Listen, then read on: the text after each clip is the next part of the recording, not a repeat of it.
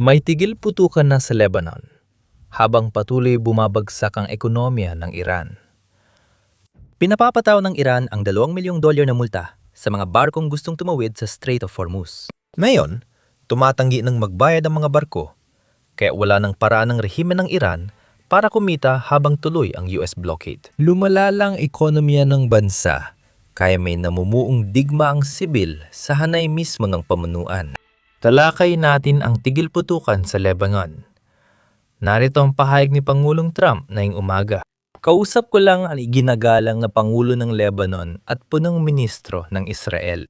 Nagkasundo ang dalawang leader na magsimula ng 10 araw na tigil putukan sa alas 5 ng hapon Eastern Time para sa kapayapaan ng kanilang mga bansa. Noong Martes, una nakita ang dalawang bansa matapos ang 34 na taon sa Washington, D.C. Inutusan ko sina Pangalawang Pangulo J.D. Vance, kalihim ng Estado Rubio, at tagapangulo ng Joint Chiefs of Staff. Racing kanin na makipagtulungan sa Israel at Lebanon para sa pangmatagalang kapayapaan. Ngayon, nakaka-interes na isang militar, si General Rezin Kane, ang kasali sa negosasyon para sa kapayapaan. At marami itong sinasabi sa atin. Nagpunta si Admiral Cooper, commander ng Central Command, sa Pakistan, noong negosasyon bilang kinatawan ng US at bahagi ng delegasyong nag-aayos ng detalye. Magandang makita na ang militar ay kasali. Sa digmaang sila rin ang nagpapatupad. Pero gayunpaman, balikan natin ang tigil putukan na napagkasunduan sa pagitan ng Israel at Lebanon. Ito ay makasaysayan sa maraming antas. Tulad ng sinabi ng Pangulo, mayang umaga unang nag-usap sa telepono sa loob ng 34 na taon ang Pangulo ng Lebanon at punong ministro ng Israel. Huling nag-usap ang dalawang panig na ito noong 1993. At mula noon, wala nang naging komunikasyon hanggang ngayong umaga. May kumpirmasyon din na maaring magkita sila dito sa Washington, D.C. sa hinaharap at magiging makasaysayan ang pagpupulong na iyon. Sana ito ang magbukas ng daan sa masaganang Lebanon na hindi kontrolado ng Hezbollah. Pero ang tigil putukan ay hindi lang mahalaga para sa mga bansang sangkot. Mahalaga rin ito sa Estados Unidos at Iran. At narito kung bakit. Bago ang pagpupulong sa Pakistan ng Iran at Estados Unidos, nag-tweet ang delegasyon ng Pakistan na hindi sila dadalo hanggat walang tigil putukan sa Lebanon. Aba, agad namin nalaman na nagsisinungaling sila. Dumalo pa rin sila kahit wala pang tigil putukan. Pero ngayon na may tigil putukan na, sa palagay ko mas malamang na pumayag ang Iran sa isang uri ng kasunduan para sa kapayapaan. Sana ngayon pa lang buksan na ng Iran ang kipot ng Hormuz at itigil ang pag-atake sa mga sibilyang barkong dumadaan sa pandaigdigang daanan ng tubig. Mahalagang tandaan na bahagi ito ng kasunduang tigil putukan na pinayagan ng parehong panig. Bubuksan ng Iran ang kipot ng Hormuz habang ititigil ng US ang pangbobomba sa Iran. Tumigil na ang pambobomba ng US, pero hindi pa rin tinutupad ng mga Iranian ang kanilang kasunduan. Sana buksan na nila agad ito dahil pati China ay naiinis na sa Iran. Tingnan mo, nanawagan ng ministrong panlabas ng China sa Iran na payagan ng normal na paglalayag sa kipot ng Hormuz. Linawin ko lang, hindi binablokade ng US Navy ang kipot ng Hormuz. Tatalakayin pa natin ito mamaya sa video. Binabablokade lang nila ang mga barkong galing sa mga pantalan ng Iran bilang sagot sa blockade ng Iran sa kipot ng Hormuz. Ngayon, pati China na kaalyado ng Iran ay humihiling din sa Iran na itigil ang blockade. Kaya mahalagang maintindihan ang geopolitics. Ang China, syempre, ay umaasa sa langis mula sa Iran. Sa tingin ko, mga 10% ng inaangkat ng China ay galing sa Iran. Mas umaasa ang China sa langis mula sa Gulpo, lalo na sa Saudi Arabia, Iraq, Kuwait, Bahrain at Qatar. Nasa 30% hanggang 40% ng langis ng China ay mula sa mga bansa sa Gulpo maliban sa Iran. Kaya hindi lantaran sinusuportahan ng China ang Iran sa digmaang ito. Naging maingat silang manatiling neutral at minsan ay nananawagan sa Iran na itigil ang tinatawag nilang ekonomikong terorismo sa kipot ng Hormuz. Ngayon, hayagan nilang sinabi sa Iran na sundin ang tigil putukan at buksan ang kipot ng Hormuz. Para sa Iran, malaking bagay talaga ito dahil wala silang gaanong suporta mula sa ibang bansa, lalo na pagkatapos ng ginawa nila noong Enero, maliban na lang sa Russia, China at syempre North Korea. Kung bumibitaw ng China sa Iran, kaunti na lang ang pag-asa ng rehimen. Magandang balita ngayon na mas posible nang pumayag ang Iran sa kapayapaan.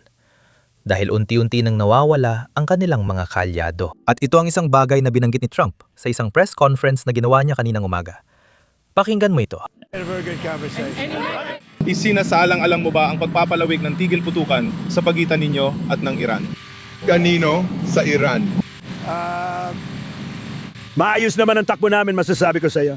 Baka mangyari pa yon bago pa yon, hindi ako sigurado kung kailangan pa. Gusto ng Iran na makipagkasundo at maayos kaming nakikipag-usap sa kanila. Kailangan walang mga sandatang nuclear. Kung meron, malaking bagay yon. Handa na silang gawin ngayon ang mga ayaw pa nilang gawin 2 buwan na ang nakalipas. Ngayon, isang bagay na binanggit ni Trump ay handa na raw ang Iran na gawin ang isang bagay na ayaw pa nilang gawin dati. Ibig sabihin, maharing pumayag ang Iran na isuko ang pinadyamang uranyo sa loob ng kanilang mga pasilidad nuklear na nakabaon sa ilalim ng lupa dahil nabomba na ang mga ito.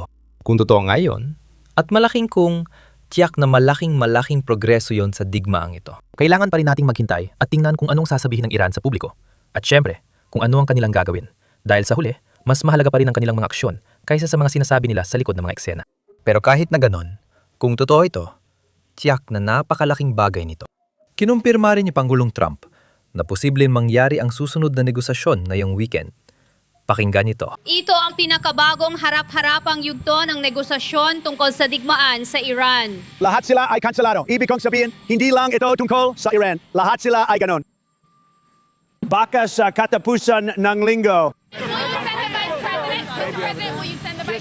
Ang blockade ay naging kamangha-mangha. Talagang nagtagal ito. Hindi sila nakikipagkalakalan, hindi sila makapagnegosyo dahil sa blockade. Kaya ang kombinasyon ng walang Navy, walang Air Force, walang anti-aircraft na gamitin. Wala talaga silang kahit ano. Wala na ang lahat, pati ang mga leader nila. May bago na silang leader ngayon at mukhang makatuwiran sila. Ngayon, pag-usapan natin kung bakit biglang handang makipag-usap agad ang Iran. At may kinalaman ito sa blockade. Hirap na ang ekonomiya ng Iran at lalong lumalala dahil sa blockade. Dahil dito at sa digmaan, may malakas silang dahilan makipag-usap agad. Sabi ng media ng Iran, kailangan ng halos $270 bilyong para muling itayo ang bansa. Siyempre, tansya lang yon. Sa isang banda, tuloy pa rin ang digmaan. Kaya hindi pa natin alam ang eksaktong halaga hanggang sa tuluyang magkalinawan ang lahat. Meron na tayong kasunduan sa kapayapaan. Pero kahit ganon, napakalaki ng halagang ito, lalo na para sa isang bansang tulad ng Iran. At ang nagpapalala pa sa sitwasyong ito ay hindi lang ang pinsala, kundi pati na rin ang timing ng pinsala. Alam mo, ang malalaking protesta sa Iran ilang buwan nang nakalipas ay nagsimula bilang protesta sa ekonomiya dahil hirap ang mga tao. Hindi gumagana ang ekonomiya para sa karamihan ng Iranian, kaya milyon-milyong tao ang nagprotesta sa iba't ibang lungsod. Ngayon, lalo pang lumala ang krisis sa ekonomiya dahil sa pisikal na pinsala ng digmaan.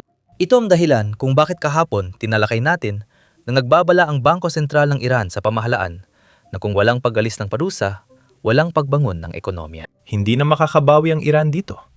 Literal na mawawatak-watak sila. Hindi ko rin alam ang mangyayari kapag bumagsak ang ekonomiya ng isang bansa. Parang magiging Soviet Union 2.0. O baka mas grabe pa, lahat ng kapalpakan ng pamahalaan sa pamamahala ng tubig sa Tehran, maling paggamit ng kita mula sa langis, at pag-invest ng bilyon-bilyon sa mga grupong tulad ng Hezbollah, Houthis at Hamas. Ayon, bumabalik na sa kanya lahat yon, at pinapalala pa ng blockade ang sitwasyon. Maraming leader ng Iran ang umaasa na kahit may problema, makakalusot sila basta makontrol ang Strait of Hormuz at makakuha ng permiso mula sa Estados Unidos para maningil ng $2 milyong kada barkong dumadaan. Magkwenta tayo ng simple. 100 barko ang dumadaan araw-araw sa Strait of Hormuz. Kung 2 M, bawat isa, 200 M kada araw. Malaking pera yon kung naging ayon sa plano ng Iran ang lahat. Sa kasamaang palad, para sa mga leader na ito, hindi na ayon sa plano ang nangyayari. Kita mo, galing mismo ito sa mga opisyal ng Iran. Nataranta sila dahil 60 barko pa lang ang may permit mula sa ahensya ng Iran na naniningil ng toll. Nagpadala ng ahensyang ito ng 8 kahilingan sa bayad para sa 8 barkong duman sa Strait of Hormuz at nangako magbabayad sa hinaharap. Pero hanggang ngayon, hindi pa nababayaran ang mga kahilingan sa bayad na yon. Wala pa silang nakokolektang kahit $1. At ito ang nagdulot ng pag-aalala sa pinakamataas na antas ng pamunuan ng Iran. Pinag-uusapan ng pagtanggal sa namumuno at ililipat ang pamamahala ng ahensya sa Pangulo ng Iran. Maisip mo siguro kung bakit pinayagan ng Iran na dumaan ang mga barkong ito kahit wala pang bayad. Parang basic na negosyo lang yan. Natutunan mo na sa high school. Pero dapat mo rin itong tingnan sa pananaw ng mga Iranian. Marami sa mga barkong pumapayag na magbayad sa hinaharap ay mga barkong Tsino. Ang Tsina ang nagbibigay ng mga armas at tiyak na suportang pang-ekonomiya sa Iran. Walang kapangyarihan o diplomatikong kagustuhan ng Iran para barilin ang barkong Tsino. Kung ginawa yun ng Iran, sila ang pinakanakahiwalay na bansa at magagalit ang kanluran at silangan. Kaya hindi nila yun ginawa. Inasahan nilang magbayad ang mga barko, pero mahalaga ang pera sa mga tao. Walang gusto magbayad ng $2 milyong dahil lang sa kontrol ng Iran sa isang international na daan ng tubig. Kaya hindi na lang talaga nagbabayad ang mga barko ngayon. Hindi ito magandang balita para sa Iran. Pero ilipat natin ang atensyon sa negosasyon. Sa press conference kaninang umaga, sinabi ni Pangulong Trump na bukas siyang pumunta sa Islamabad para tapusin ang kasunduan sa Iran. Kung makakuha tayo ng kumpirmasyon na talagang pupunta siya sa Pakistan, sa tingin ko, maaari nating sabihin ng may kumpiyansa na may kasunduan na silang napagkasunduan sa prinsipyo. Ang natitira na lang ay ang pagpirma. Dahil hindi pupunta ang Pangulo ng Estados Unidos sa kabilang panig ng mundo kung may mga negosasyon pang kailangang gawin. Ibig sabihin ng pahayag ni Trump ay bukas siya dito. Pero hindi nangangahulugang gagawin niya ito ngayong weekend. Kaya malabo ring magkakasunduan ngayong weekend. Sana, ibig sabihin ng ganitong mensahe ay malapit na ang kasunduan. Magandang tanong yan. Habang nakikipag-usap ang mga Iranian, naghahanda naman ang mga Amerikano at libu-libong karagdagang puwersa ng US ang patungo sa rehiyon. Araw-araw, may mga eroplanong pangkarga at pang-refuel na dumarating sa gitnang silangan na nagpapakitang maraming opsyon si Pangulong Trump. Kung hindi seryoso ang mga Iranian sa tapat na kasunduan, posibleng muling magkadigmaan sa rehiyon. Ano nga ba ang tapat na kasunduan? Ito ang dapat pagtuunan ng pansin. Ang isang tapat na kasunduan ay ang pagkaunawa ng Iran na hindi sila kailanman magkakaroon ng sandatang nuclear. Pagkaunawa na hindi nila maaring panatilihin ang kakayahang magpayaman ng uranium at pagkaunawa na kailangan nilang alisin ang pinayamang uranium na nakabaon ng malalim sa ilalim ng lupa. Matapos ang Operation Midnight Hammer sa kanilang bansa, posible silang magkasundo kung malinaw ang mga kasunduan sa negosasyon. Bukod sa programa ng mga balistikong misil, tinatalakay rin ang suporta nila sa mga regional proxy tulad ng Hamas, Houthis at Hezbollah. Kaya ito ang pinaka-importante. Ngayon, ililipat ko ang atensyon sa press conference ng Pentagon kaninang umaga. Dahil marami tayong natutunang kawili-wiling detalye doon. Narito si Admiral Brad Cooper na nagsasalita tungkol sa pagsagip isang linggo nang nakalipas, kung saan daan-daang espesyal na puwersa ng US ang pumasok sa Iran para iligtas ang isang tauhan ng hukbong panghimpapawid na naipit doon ng mahigit 24 na oras. Pakinggan natin. Nakipagkita ako sa mga tumulong ibalik ng ligtas ang mga tauhang panghimpapawid ng F-15 mula Iran at narinig ko ang kanilang mga kwento. Tunay na mga bayani. Naglaan ako ng oras kasama ang tropa na unang gumamit ng bagong taktika at teknolohiya sa digmaan. Hindi ko pwedeng sabihin ang mga ito. Pero ang mga kabataang ito ay nagbubukas ng bagong landas. Sobrang nakaka-inspire ito. Sama-sama, ang 4 na pinakamahusay na Air Force sa mundo, ang hukbong panghimpapawid ng Israel, hukbong panghimpapawid ng US, at ang mga puwersang panghimpapawid ng hukbong dagat ng US at Corps Marino ng US ay naabot at paulit-ulit na nalampasan ang sarili nating mga layunin militar. Narito si General Racing King na nagpapaliwanag kung paano ginagawa ng US ang blockade. Ilang warship ang kasali. Paano sila nakikipag-ugnayan sa mga barkong sumusubok lumusot sa blockade? At paano nila sinisiguradong walang barkong nakalusot sa blockade ng US sa labas ng Golpo ng Oman? Sa tingin ko, itinayo ito sa Karagatan Indian. Tingnan mo, may chart, mapa at lahat ng kailangan. Una, tingnan natin ang graphic. Kinuha ito bago magsimula ang blockade. Ang hilaga ay nasa itaas. Makikita mo ang linya ng blockade dito sa gitna ng graphic na tinutukoy ng pulang putol-putol na linya. Ang mapang ito ay mula sa aming pinagsasaluhang larawan ng operasyon na ginagamit namin para makita ng mga commander at pangunahing leader kung ano ang nangyayari halos real-time. Kumuha lang kami ng mga screenshot para ipakita ang mga aksyon at aktibidad. Hindi pinapakita rito kung gaano talaga kasikip ang lugar na ito at ang kahangahangan trabaho ng ating mga mandaragat para matiyak na makakatrabaho sila sa loob at paligid ng isang napakaabala at masikip na katubigan. Hindi rin ipinapakita rito ang napakalaking puwersa ng mga fighter, intelligence aircraft, helicopter at iba pang mga sakay na puwersa. Kasama na rito ang mga aerial refueling tanker na nasa itaas ng lugar ng blockade na ito. Mapapansin ninyo na ang napuwersa ng US ay kulay asul. Ang mga barko ng Iran ay kulay pula. At nang sinimulan namin ang blockade na ito, may 7 barko na itinuturing na mahalaga at pinangangambahan ng US Central Command. Sa pamamagitan ng iba't ibang kagamitan sa intelihensya at sa tulong ng Office of Naval Intelligence at iba pang ahensya ng intelihensya, nagsimulang maghanap ang puwersa ng mga posibleng haharangin bandang 10:00 ng umaga Eastern Standard Time. Susunod na slide pakiusap. 12:40 ng Eastern Daylight Time ngayon, 2 oras at 40 minuto na ang nakalipas mula simula ng blockade, habang sinusubukan ng mga barkong lumulusot sa blockade na lampasan ang linya. Nagsimimulang kumilos ang mga puwersa ng US. Sa unahan nila ay may iba't ibang kagamitan sa intelihensya, pagmamanman, reconnaissance at taktikal. At agad-agad naramdaman, nakita at napansin ng mga tumatakas na ito ang lakas militar ng Amerika na unti-unting sumisikip sa paligid nila. Ang pangunahing barko na karaniwan ay isang destroyer gaya ng ipinapakita rito kasama ng lakas himpapawid mula sa USS Abraham Lincoln Strike Group ay nagsimulang lumapit sa mga barkong iyon. Sa bawat punto, magpapadala ng babala ang hukbong dagat ng Estados Unidos. Isang batang mandaragat, kadalasang junior officer sa tulay ng destroyer, ang kumukuha ng mikropono para magpadala ng mensahe. Inuulit ko, huwag subukang lusutan ang blockade. Akyatin ang mga sasakyang dagat para sa pagharang at pagsamsam habang bumibiyahe papunta o mula sa mga pantalan ng Iran. Bumalik na kayo o maganda kayong maakyatan. Kung hindi kayo susunod sa blockade na ito, gagamit kami ng puwersa.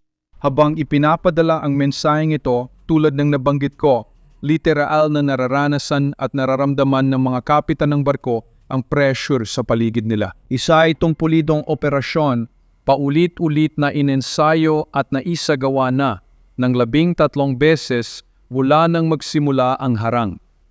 Susunod na slide pakiusap. Mahigit 24 na oras na mula nang magsimula ang blockade. Makikita ninyo ang pag-ikot ng maraming barko. 12 sa mga ito ay nanatili sa loob ng linya ng harang. Isa naman na hindi ipinakita sa silangang bahagi ay umatras na bago pa man subukang pumasok.